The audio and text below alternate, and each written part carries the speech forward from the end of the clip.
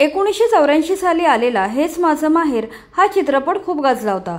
विशेषतः या सिनेमामधील ये अबोली लाज गाली रंग माझा वेगळा, कळले काही तुला कळले काही मला ही गाणी प्रचंड गाजली होती। ही गाणी प्रेक्षक आजही आवडीने ऐकतात। सिनेमात सुलभा देशपांडे, मधु कांबीकर, रवींद्र महाजनी, अशोक सराफ, मोहन कोकले हे प्रमुख भूमिकेत होते। मात्र या सर्वात शर्मिला मेडेकर ही नवोदित अभिनेत्री भाव खाऊन गेली। ही दोन्ही सुप्रसिद्ध गाणी शर्मिला यांच्यावरच चित्रित झाली होती। हा चित्रपट गाजवल्यानंतर शर्मिला मेडेकर एक दोन चित्रपटात दिसल्या आणि नंतर चित्रपटसृष्टीतून गायब झाल्या। सध्या त्या कुठे आहेत आणि काय करतात हे आज आम्ही तुम्हाला या व्हिडिओद्वारे सांगणार आहोत। हेच माझं माहेर या चित्रपटाला रिलीज होऊन 41 वर्ष उलटली आहेत।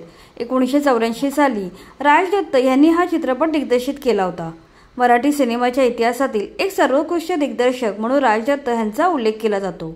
राज दत्त यांनी आपल्या हेच माझं माहेर या सिनेमात शर्मिला मेडेकर या नवोदित अभिनेत्रीला संधी दिली। शर्मिला यांनी या संधीचं सोनं करत या चित्रपटात जबरदस्त काम केलं होतं।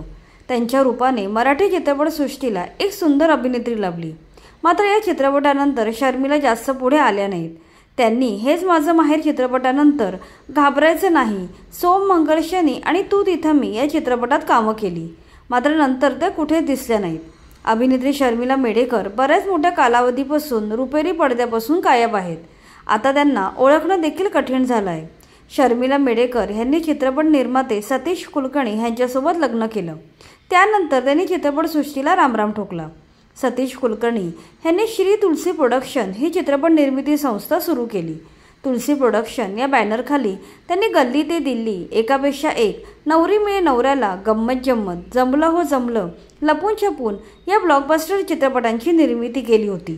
अभिनय क्षेत्र सोडल्यावर शर्मिला मेडेकर यांनी काही वर्ष तुलसी प्रोडक्शनचे काम पाहिले।